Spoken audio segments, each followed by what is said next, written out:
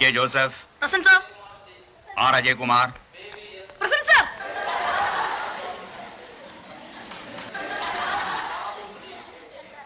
കേരട്ടോ sir? വേണ്ട, അവിടെ വന്നാ മതി. എന്നാ പിന്നെ ഞാൻ പോട്ടോ സർ.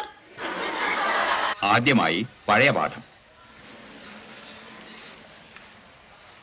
മലയാള ഭാഷയിൽ ആദ്യമായി അച്ചടിച്ച പുസ്തകം ഏതാണ്? സംക്ഷേപ വേദാർത്ഥം. എവിടെയാണ് ഈ പുസ്തകം അച്ചടിച്ചത്? ഇറ്റലിയിൽ. പുസ്തകം എഴുതി അച്ചടിപ്പിച്ചത് ഫാദർ ക്ലെമന്റ് ആണ് സർ. ഇനിയത്തെ ചോദ്യത്തിന് അജയകുമാർ ഉത്തരം പറയണ്ട. സമുദ്രത്തിൽ മുങ്ങിപ്പോയ കപ്പൽ ഉദ്ധരിക്കുന്ന പ്രവൃത്തി പോലെയാണ് ചരിത്രാഖ്യായിക നിർമ്മാണം. എന്താണ് പുത്തേൻ ഇതുകൊണ്ട് ഉദ്ദേശിക്കുന്നത്? ഉത്തരം പറഞ്ഞാൽ എനിക്കിരിക്കാവോ സർ?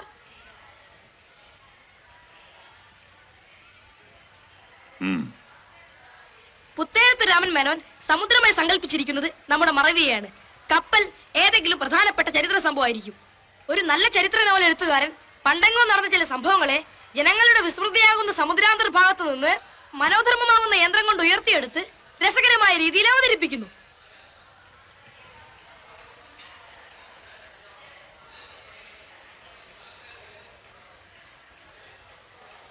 പണ്ടന്മാരും മണ്ടികളും ഇരുന്നോളൂ.